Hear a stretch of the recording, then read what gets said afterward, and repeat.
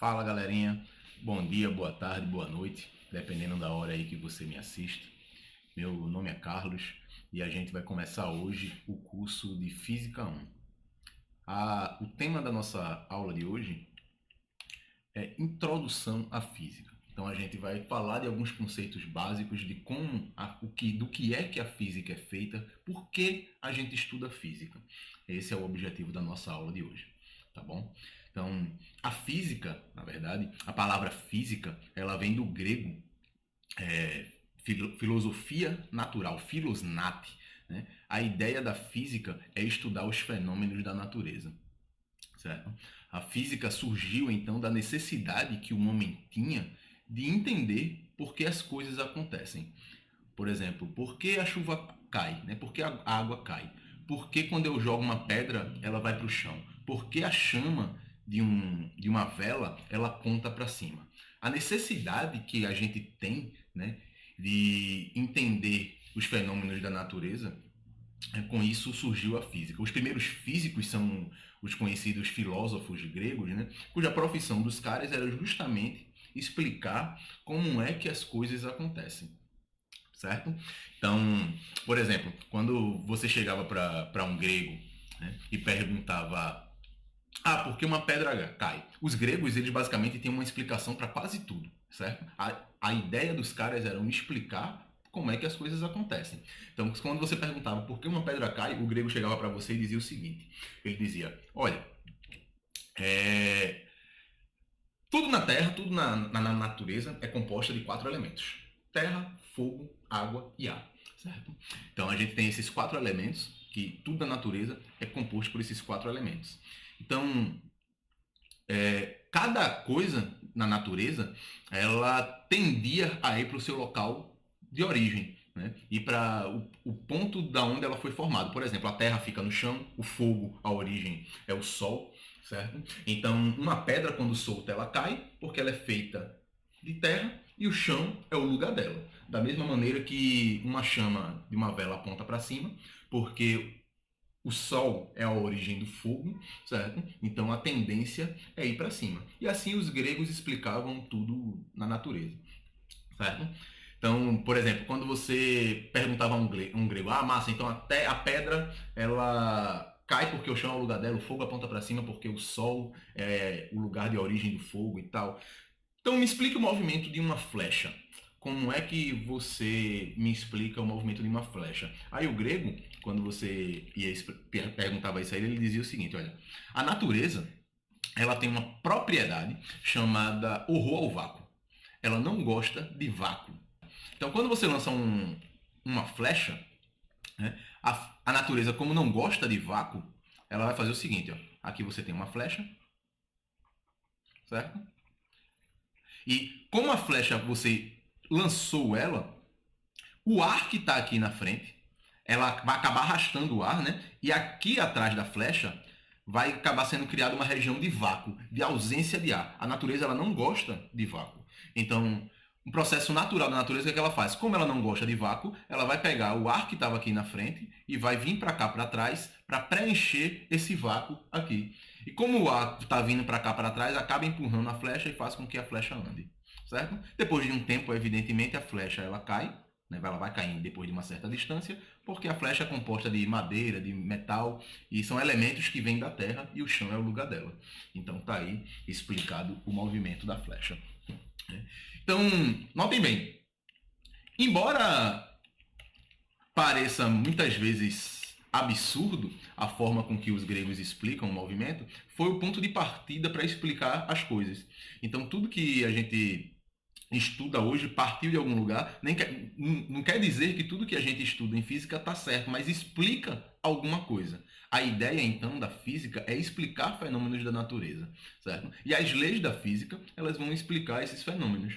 Nem sempre vão conseguir explicar todos os fenômenos, e isso não quer dizer que o que ela está explicando agora está certo. Mas para poder dizer que está errado, você tem que criar uma explicação melhor, certo? Então, os gregos, para a gente, por exemplo, estavam errados. Hoje a gente sabe que estavam errados em muitas das suas explicações, mas era uma forma de explicar os fenômenos da natureza naquela época.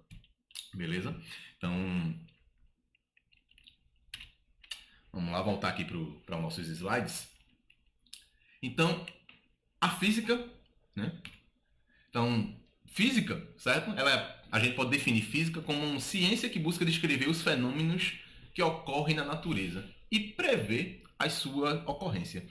Os fenômenos da natureza, eles são tão variados, certo? Que o campo de estudo da física, ele é muito amplo, existindo hoje diversos ramos da física.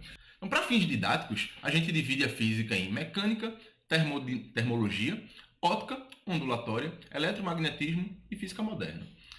A mecânica é a parte da física que estuda o movimento, certo? Esse vai ser o objeto de estudo da gente no nosso curso de Física 1. A gente vai estudar ao longo desse ano, desse semestre letivo, mecânica. Termologia estuda os fenômenos relacionados com temperatura e calor. A parte da óptica está relacionada com fenômenos relativos à propagação da luz, certo? Ondulatória estuda ondas. Eletricidade e magnetismo, os fenômenos elétricos e magnéticos. E física moderna, basicamente, é tudo que aconteceu na física de 1900 para cá. Então, muita coisa aparece aí na física moderna devido a Einstein, Bohr, de Broglie, nomes como esses. Na física moderna que a gente estuda física quântica, a gente estuda mecânica relativística, certo? Mas esse não vai ser o foco do nosso curso de Física 1. Então, em Física 1, a gente vai estudar mecânica, que é o estudo do movimento, certo? Na mecânica, a gente vai dividir mecânica aí em cinemática e dinâmica. Na cinemática, a gente vai estudar o movimento sem se preocupar com o que é que provoca o movimento. É na mecânica que a gente vai estudar conceitos como velocidade, aceleração. A gente vai ver como um objeto se locomove, mas a gente não vai se preocupar com o que é que causa o movimento desse objeto, certo? E na dinâmica, a gente sim vai se preocupar com o que é que provoca o movimento. A gente vai estudar conceitos como força, energia, certo? Na dinâmica, vai importar se o nosso carro tem combustível ou não, certo? Então a gente vai estudar o conceito de força e energia lá na mecânica. Então, a física, ela é uma ciência experimental. Ela parte do experimento. Como ciência, né, a gente não pode fazer ciência de qualquer jeito. Existem várias formas de chegar nas leis e teorias de uma ciência. No caso aqui a gente está falando de física, certo? Uma das maneiras de chegar nessas leis e teorias é chamado de método científico, certo? O método científico ele foi criado por Galileu. Ele tem vários passos, né, que descrevem como é que a gente pode chegar numa lei, numa teoria, certo? Eu vou aqui falar basicamente de uma forma geral o que é o método científico. Então, como física é uma ciência que parte do experimento, né? O primeiro passo desse método científico aí, na verdade, é observar, certo? Então, a gente, para poder descrever um fenômeno natural, a gente precisa observar, certo? Então, a gente não consegue descrever nada se a gente não observa como isso acontece.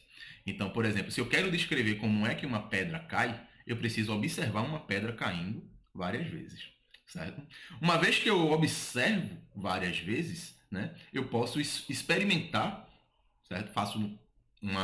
Observo, experimento e faço minhas anotações das minhas observações, dos meus experimentos, certo? De como esse fenômeno acontece, certo? Então, notem bem, tem uma frase de Poincaré que ela resume muito bem o espírito, né, da observação e experimentação no método científico.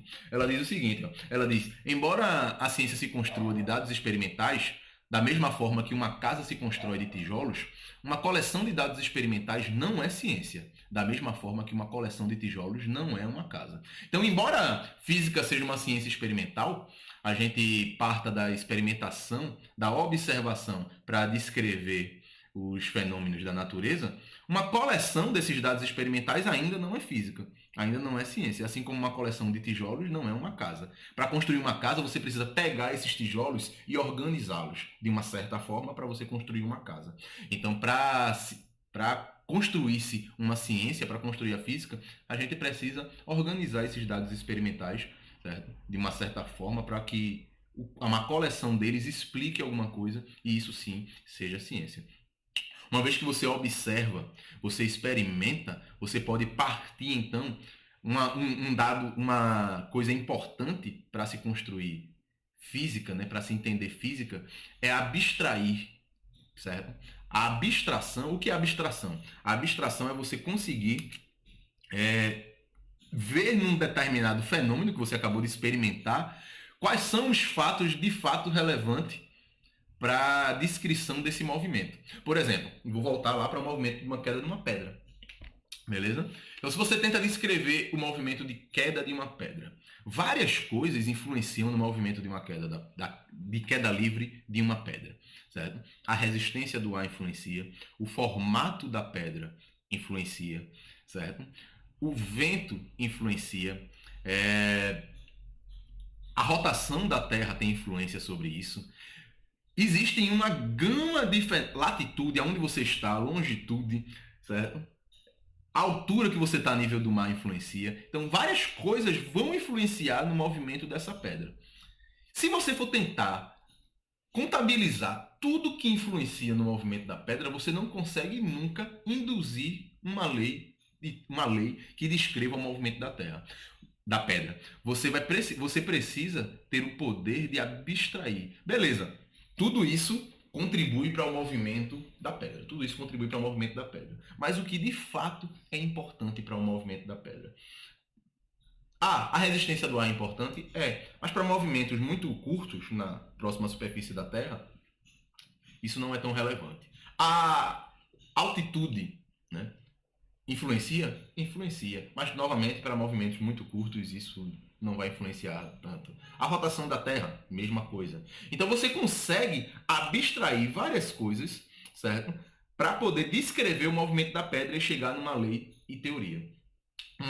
Um exemplo disso é a partícula na mecânica, né? A gente chama de partícula todo o corpo que a gente pode abstrair, a gente pode desprezar o tamanho dele com relação ao problema como um todo.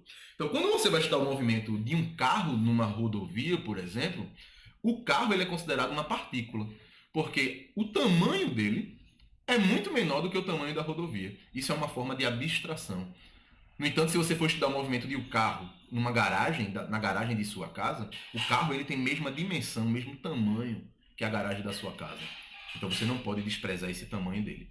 Então, abstrair o tamanho do carro em certas situações é possível, em outras não. E isso, a gente como cientista, a gente tem que ser capaz de abstrair, de perceber o que é que de fato é relevante e o que não é relevante. Uma vez que a gente abstrai, a gente consegue induzir leis e teorias para descrever o determinado fenômeno, certo?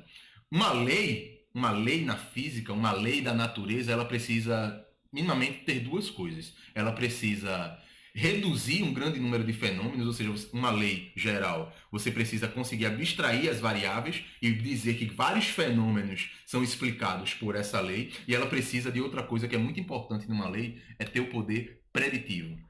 Ela deve prever o fenômeno, ou seja, eu consigo prever o que é que vai acontecer se eu fizer esse experimento, mesmo sem fazer o experimento. Certo? Então, por exemplo, quando a gente diz que num problema de queda livre eu consigo calcular quanto tempo a pedra leva para cair de uma determinada altura, eu não preciso soltar a pedra para saber quanto tempo vai levar. Eu consigo prever isso porque existe uma lei física que a gente conseguiu induzir essa lei através da observação, experimentação, abstração de alguns fenômenos para induzir essa lei. Beleza? Então, notem, na verdade, que uma lei da física, ela não necessariamente ela é uma lei que explica tudo, certo? Ela não é uma lei que explica tudo daquele determinado fenômeno, mas ela é uma lei, ela vai explicar um grande número de fenômenos. Uma lei, ela pode cair em desuso se aparecer, por exemplo, uma lei melhor que ela. Certo? Se aparece uma lei que explica mais coisas, essa lei anterior ela acaba caindo em desuso e ela é substituída. Então, uma lei ela não vale para todo sempre, amém. Ela tem um tempo, um domínio de validade. Detalhe sobre validade das leis. Não é porque uma lei melhor surgiu que a anterior também deixa de valer. Um exemplo disso, vamos lá. A gente estuda no curso de Física 1 as leis de Newton. Vocês provavelmente já ouviram falar nesse cara, né? Isaac Newton. A gente estuda as leis de Newton, que são as leis que descrevem o movimento dos corpos, certo? E as leis de Newton, elas não valem para tudo, certo? Newton, Ele viveu lá em 1600 antigamente, certo? E as leis de Newton, elas têm um intervalo de validade. Elas valem, por exemplo, para elas.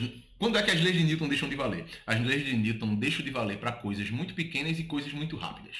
Notem bem, a gente precisa ter uma ideia do que é coisa muito pequena e o que é coisa muito rápida para Newton, para a lei de Newton. Então, o que é coisa muito pequena? É um grão de areia? É uma bola de gude? O movimento de um grão de areia, de uma bola de gude, as leis de Newton ainda conseguem descrever, certo? Então, isso não é tão pequeno. Tão pequeno para Newton é da ordem de átomos, moléculas. Note que na época de Newton ele não fazia essa ideia de que existiam coisas tão pequenas, então a gente não pode nem dizer que o cara estava errado, porque ele não tinha ideia, né, da física quântica, das coisas muito pequenas. A mecânica que a gente usa para descrever coisas no nosso dia a dia, a gente chama de mecânica newtoniana devido a Newton. Para descrever coisas muito pequenas, a gente usa a mecânica quântica. As leis de Newton não valem lá para coisas muito pequenas. O que é muito rápido para Newton? Muito rápido é um avião? É uma bala? Não, não é. As leis de Newton descrevem muito bem o movimento de um avião, o movimento de uma bala, certo? O que é muito rápido para Newton é a velocidade da luz. Então, novamente, na época de Newton, que era muito rápido lá, certo? Você tinha lá um cavalo, manga larga, que corria muito e o movimento, as leis de Newton descreviam isso. Aí o movimento de uma flecha, de algo que é disparado, certo? As leis de Newton também conseguem descrever. Algo muito rápido, as leis de Newton não descreve, e para isso a gente usa uma mecânica relativística, devido a Albert Einstein. Então notem que as leis de Newton, que é o que a gente vai estudar ao longo de toda a Física 1, elas não são absolutas. Elas deixam de valer para coisas muito rápidas e coisas muito pequenas. Mas no nosso dia a dia, certo? No nosso dia a dia, coisas muito rápidas e coisas muito pequenas a gente não observa. A gente observa coisas cotidianas. As coisas cotidianas, as leis de Newton conseguem descrever com precisão. Então não faz sentido você tentar usar a mecânica relativística de Einstein para descrever o movimento de um carro, embora você consiga utilizar. Mas é algo que não faz sentido. Você pode continuar utilizando as leis de Newton. Então, embora exista um intervalo de validade, a gente já sabe que as leis de Newton não valem para tudo, ela ainda continua descrevendo muito bem as coisas que ela se propõe a descrever. Então, a gente vai continuar estudando ela, embora existam outras leis de movimento. Beleza? Então,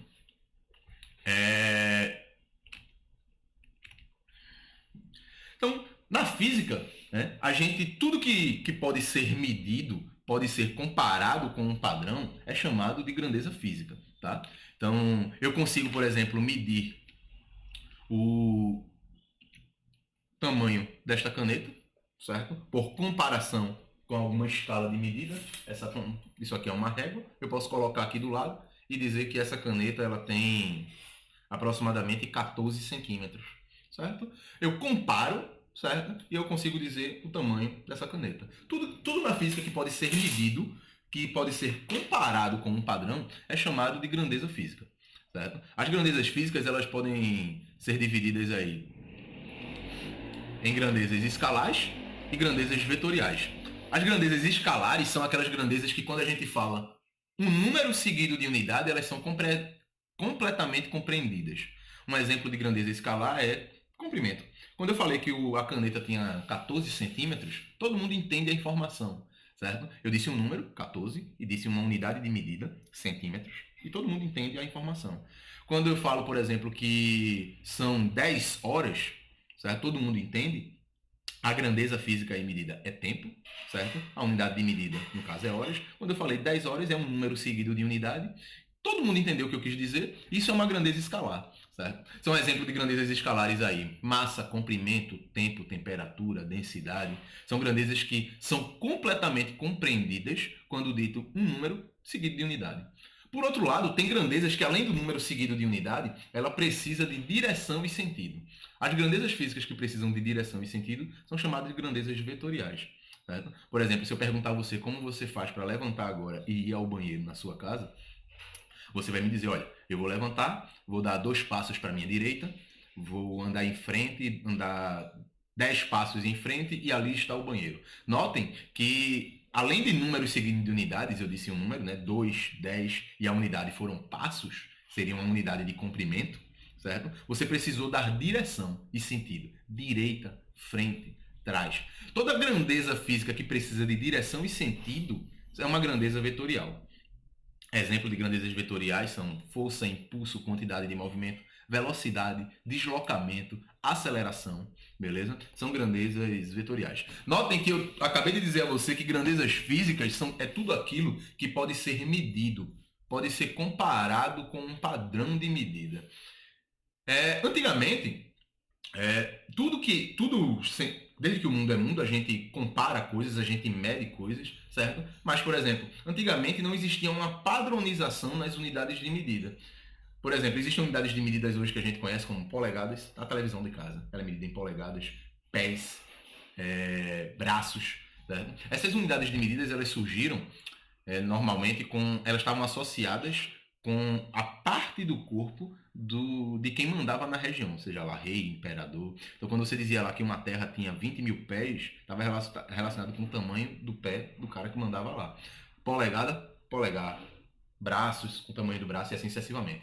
Notem que essa unidade de medida não é padrão. Então, por exemplo, se você ganha um pedaço de terra de 10 mil pés em um lugar, certo? E o rei lá, digamos, ele tem contato com todo mundo e diz, olha, eu vou lhe dar essa terra daqui em qualquer lugar do mundo. Escolha o lugar, eu gostei do que você fez para mim, eu tenho contato com todo mundo, e manda um zap lá pro cara e você vai receber essa porção de terra lá do outro lado.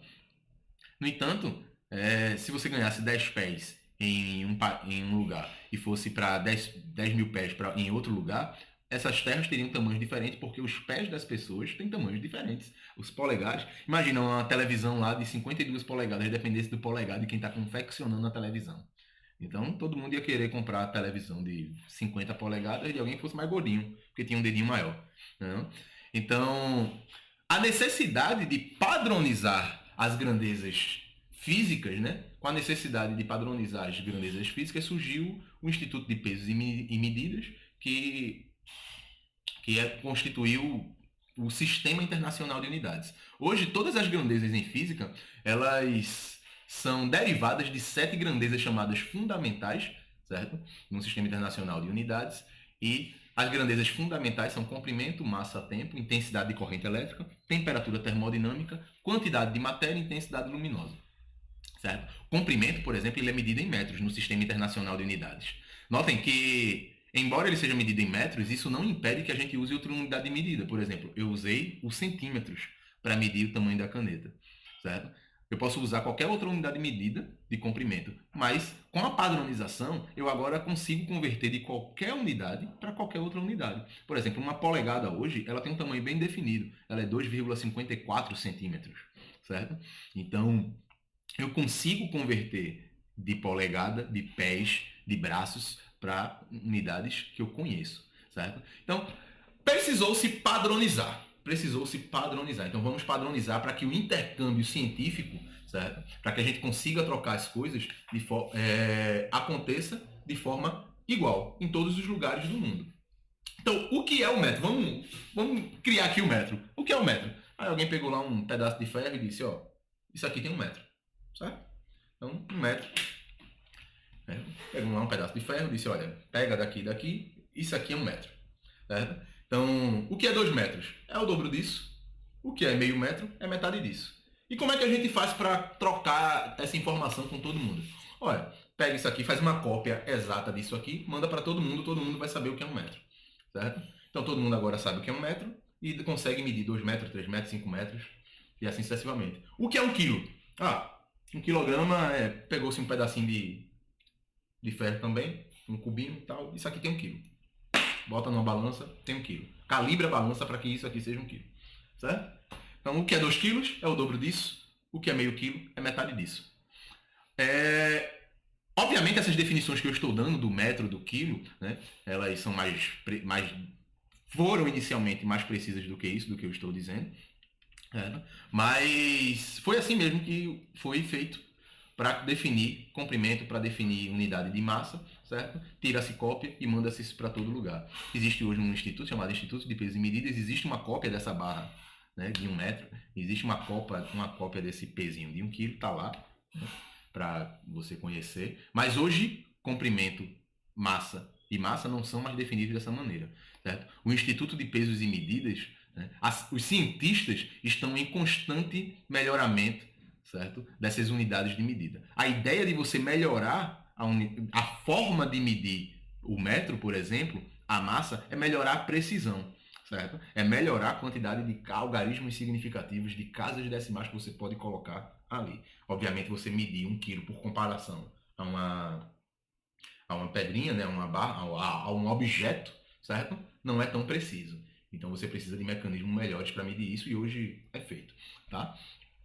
Então, mas padronizou-se. Então o metro, ele hoje é bem definido em todo canto. O quilograma também, o tempo é medido em segundos. Isso não impede a gente de medir tempo em horas, em minutos, certo? E existem as outras grandezas físicas aí. Na física 1, tudo que a gente vai estudar é derivado dessas 3 primeiras grandezas físicas aí. Então, todas as grandezas que a gente vai estudar em física 1 vêm de comprimento, massa e tempo. Então, o que é velocidade, por exemplo? Velocidade é uma medida da mudança de posição com o passar do tempo. A unidade de medida no Sistema Internacional de Unidades de Velocidade é o metro por segundo, que é comprimento dividido por tempo. Certo? Força. Força é medida em newtons. Eita, professor, Newton não está na tabela. Mas Newton é uma grandeza derivada, não é uma grandeza fundamental. Newton, a força é definida como massa vezes aceleração. Ela é medida como unidade de massa, que é o quilograma, vezes aceleração, que é 1 metro por segundo ao quadrado. Então, a força, que é o Newton, que a gente chama de Newton, na verdade é quilograma vezes metro por segundo ao quadrado. Certo? Então, todas as grandezas físicas que a gente vai estudar no curso de Física 1, elas são derivadas dessas 3 grandezas aí de comprimento, massa e tempo. Tranquilo? E aí, para expressar essas grandezas físicas, a gente normalmente utiliza muito de prefixos, certo? Os prefixos, eles são letras, certo? São símbolos que representam normalmente uma potência de 10. Existem prefixos de números grandes demais, por exemplo, estão aí à esquerda da tabela, certo? Existem prefixos que têm um expoente, uma potência de 10 aqui, negativa, que representam números pequenos. Então, por exemplo, quando eu escrevo aqui, vou escrever aqui para vocês. Então, quando eu escrevo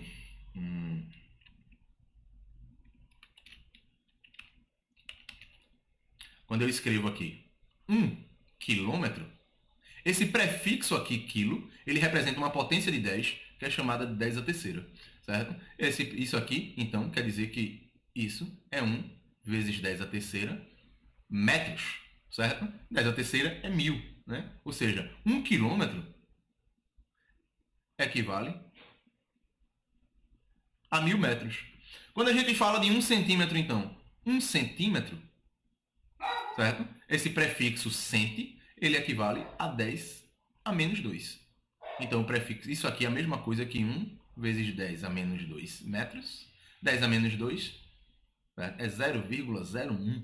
Ou seja, se eu quiser converter para metros, que é o Sistema Internacional de Unidades, eu vou ter aqui então que 1 centímetro equivale a 0,01, que é o 10 a menos 2 metros.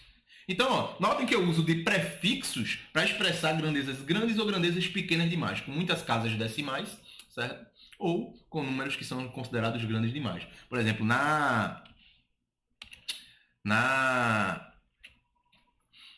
informática, né, a gente está acostumado lá ao terabyte, gigabyte, megabyte. Né? O prefixo tera equivale a 10 a 12ª.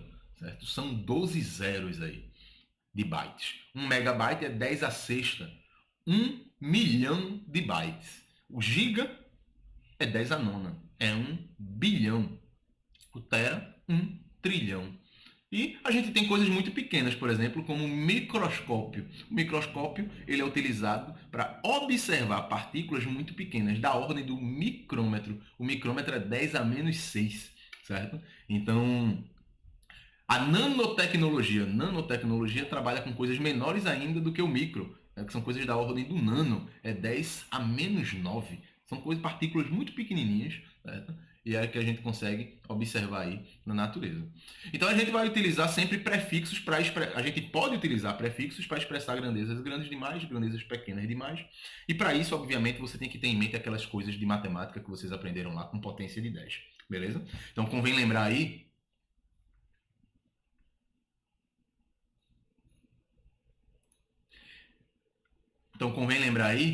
Que você tiver, por exemplo, um produto de potências de mesma base. Né? Você repete a base, soma os expoentes. Quando você tem um expoente aí com negativo, isso é a mesma coisa que 1 sobre ele positivo. Certo? E se você pega uma potência de uma potência, você eleva alguma coisa de uma potência, certo? Isso você repete a base e multiplica os expoentes. Isso aí vocês aprenderam lá em matemática. Não vou me ater muito a isso aí. Qualquer coisa, qualquer dúvida, podem perguntar que a gente conversa sobre isso, tá? Então, como é que eu converto, então, de grandezas com unidades que tenham prefixos para unidades que não tenham prefixo? A gente acabou de fazer, certo? Eu transformei de quilômetro para metro, de centímetros para metros. Isso é fácil. É só você substituir o prefixo pelo seu fator multiplicativo, pelo valor que ele está relacionado. Então, o prefixo quilo é 10 a terceira. O prefixo cento é 10 a menos 2. Certo? Então, converter de unidades com prefixos para unidades sem prefixos é fácil. Como é que eu converto de unidades sem prefixos, que não tenham prefixos, para unidades que tenham um determinado prefixo? Por exemplo, vamos supor aqui, eu vou compartilhar novamente a tela com vocês. Então, vamos supor que eu queira converter agora de metros para quilômetros. Então, aqui, ó, eu quero converter, sei lá, isso aqui, eu tenho 100 mil metros, eu quero converter para quilômetros. O que é o prefixo quilo? O prefixo não é 10 a terceira. A ideia é você ficar andando vírgulas mesmo, andando casas decimais. 10 a terceira ele aparece se eu andar aqui, ó, 1, 2, 3 casas da direita para a esquerda. Isso aqui é igual a 100 vezes 10, porém eu não andei 3 casas e fica 10 a terceira metros. Aí o 10 a terceira eu substituo pelo prefixo quilo. Então isso aqui é 100 quilômetros. Se eu quiser converter, sei lá, 3,1468 metros em quilômetros. Novamente eu tenho que andar aqui a casa 3 vezes para a esquerda. Certo? Isso aqui vai ficar 1, 2, 3. Eu botei a vírgula aqui, então vai aparecer 0, 0, 0 aqui, certo? Isso aqui é 0,0031468 vezes 10, eu não dei 3 casas a terceira, certo? Metros, o 10 a terceira vira quilômetros, vira quilo. Então isso aqui é 0,0031468 quilômetros. Então, como vocês podem ver aí, certo? Para converter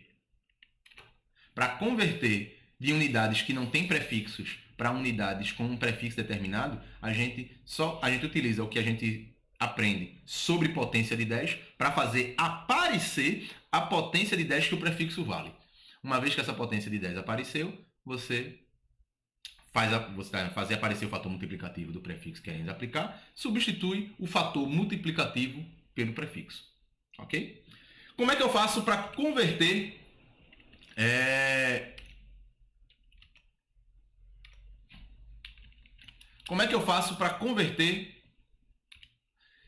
de uma unidade que tenha prefixo para uma unidade com outro prefixo? Eu quero trocar o prefixo. Como é que eu faço?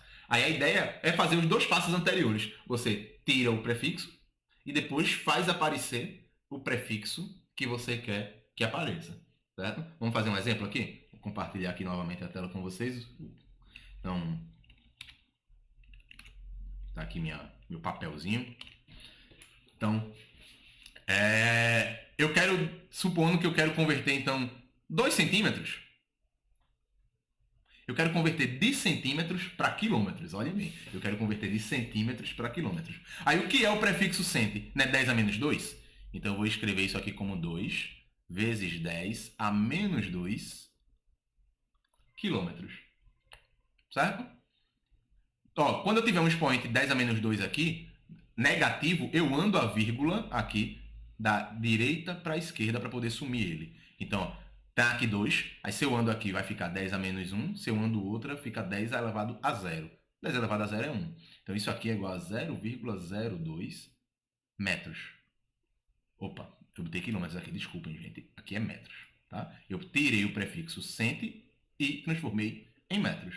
Ou seja, eu andei, ó, menos 2, eu andei 1 a 2 casas aqui e apareceu o 2. Na verdade, quando você anda, notem bem, quando você anda uma vírgula da direita para a esquerda, você vai somando 1 no expoente da potência de 10. Notem isso. Então, ó, se eu andei aqui, ó, se eu quiser andar só uma casa, isso aqui, ó, 0,2, isso quer dizer que tem uma vírgula aqui, eu andei uma.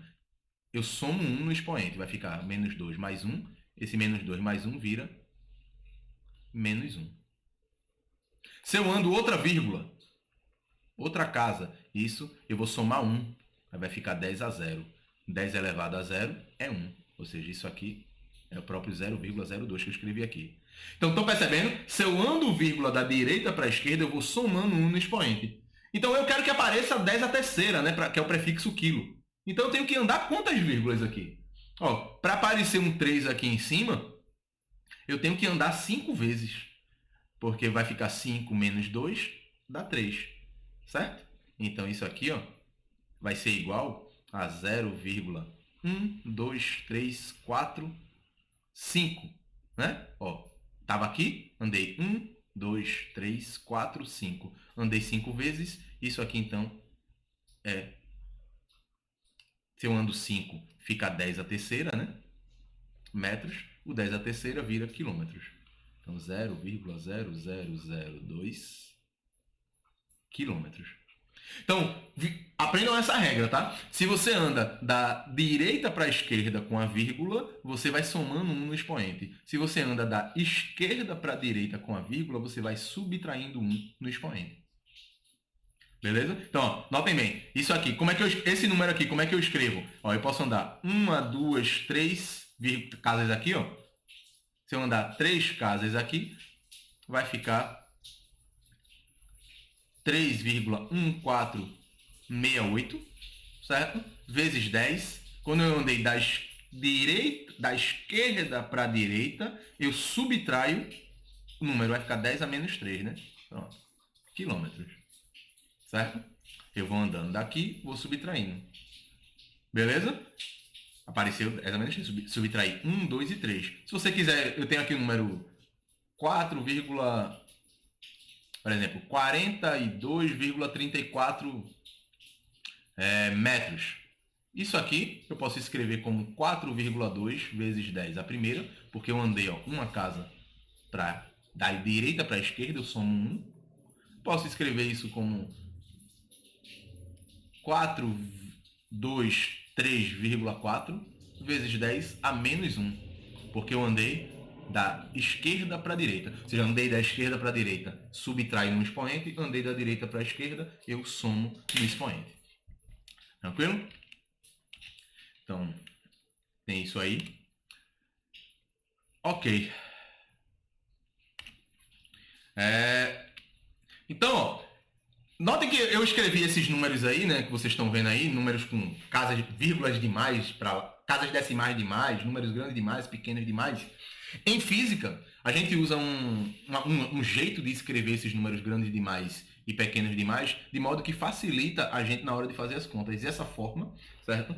É chamada de notação científica. A notação científica, ela, na verdade, você pega um número e escreve ele como um número multiplicado por uma potência de 10. E esse número que está na frente, certo? Ele é tal que ele é maior do que 1 e menor que 10.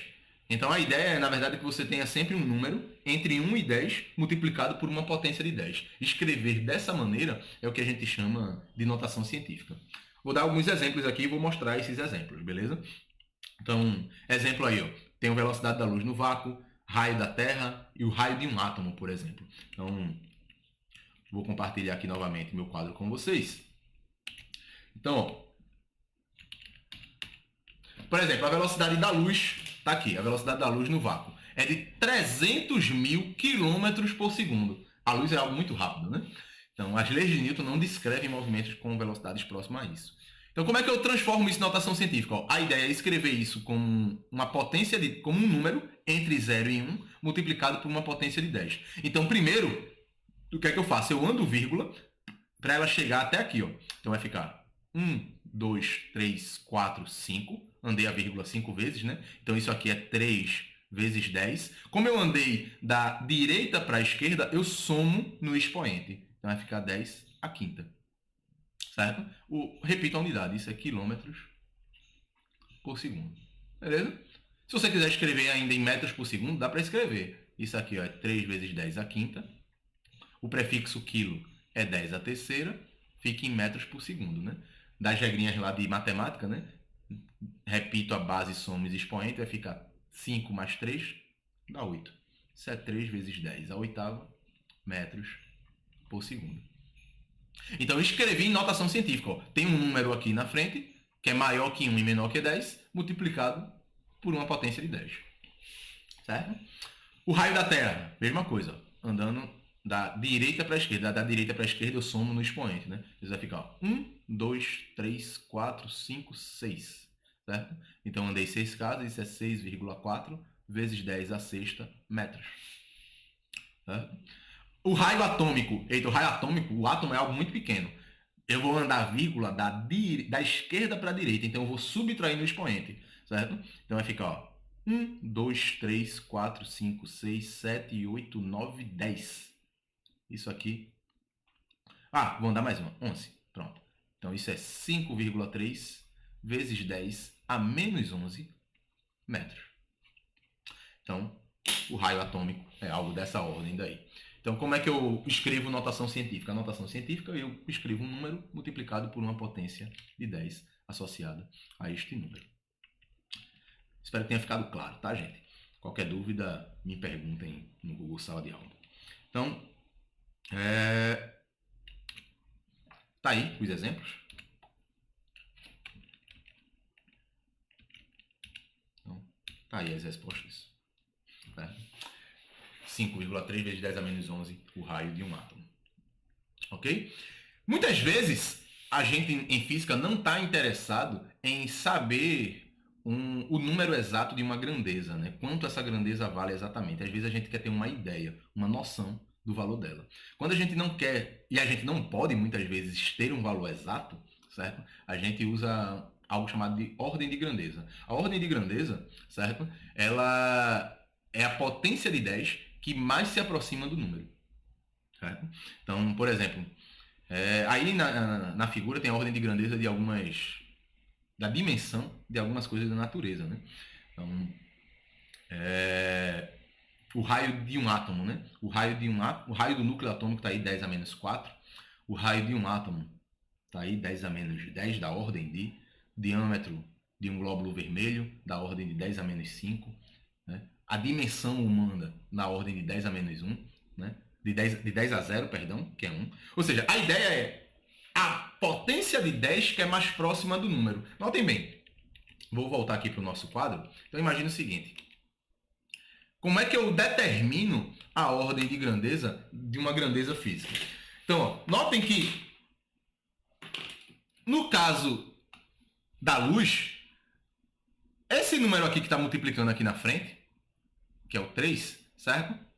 Ele é um número baixo, digamos assim. Então, a potência de 10 mais perto dele, certo? É 10 à oitava. Ou seja, a ordem de grandeza, certo? Da velocidade da luz é 10 à oitava metros por segundo. Isso quer dizer que 10... Quais as potências de 10 aqui mais próxima disso? Ó? 10 à oitava, 10 à nona, 10 à sétima. Só que 10 à oitava é a mais próxima. Imagina assim, uma pessoa. Vamos lá, uma pessoa. Uma pessoa, ela tem um tamanho médio aí de entre 1 e 2 metros. Vamos colocar 2 metros, o tamanho médio de uma pessoa. Certo? Como é que eu escrevo isso em notação científica? Ó, notação científica, eu pego o número e multiplico esse número já está entre 0, entre 1 e 10, né? Entre 1 e 10, multiplico por uma potência de 10. Isso aqui, 10 a 0. 10 a 0 elevado a 1. Qual é a potência de 10? Qual é a potência de 10 mais próxima de 2? Certo? De 2. É 1, é 10 a 0, é 1 metro. É 10 ao segundo, 10 à primeira, perdão, que é 10 metros. Ou seja, uma pessoa, ela está mais perto de ter 1 metro de altura, 10 metros de altura. A ordem de grandeza aqui com 10 a menos 1 seria 0,1 metros de altura, né? Então, uma pessoa não tem 10 centímetros, isso aqui não pode ser. Uma pessoa está muito longe de 10 metros. Está mais perto de 1 metro. Então, a potência de 10 associada à dimensão humana é 10 a 0, que é 1. Beleza? Então, via de regra, a ordem de grandeza é a potência de 10 que mais se aproxima do número. Como é que eu calculo a ordem de grandeza, então, de uma grandeza física? Ó, para eu calcular a ordem de grandeza de uma grandeza física, eu faço o seguinte. Eu escrevo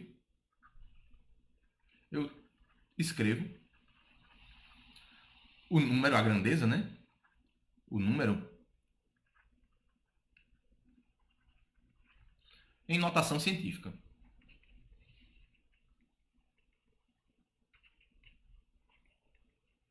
Certo? Eu escrevo o número em notação científica. Ou seja, eu vou escrever o número n como 1a vezes 10 elevado... Vou chamar aqui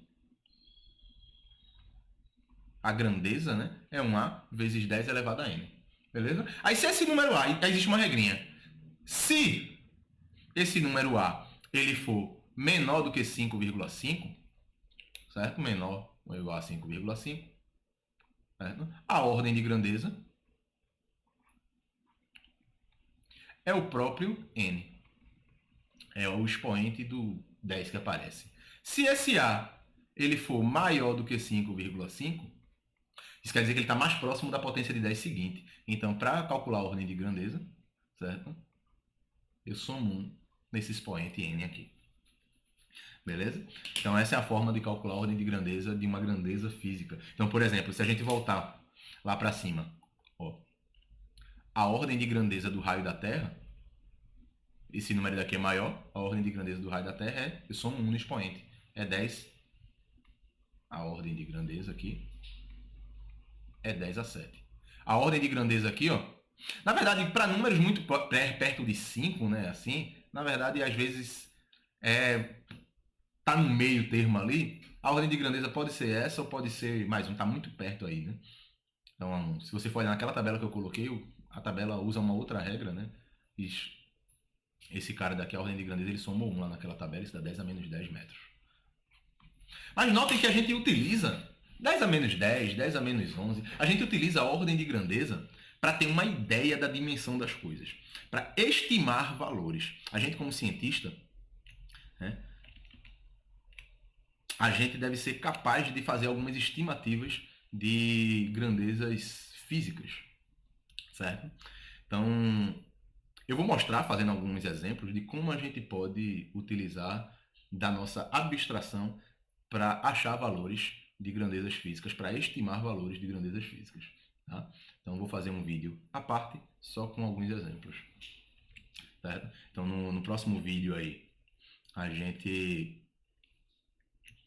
vai ver, né, como é que a gente calcula o número de batimentos cardíacos, por exemplo, de um aluno. A gente vai estimar isso aí.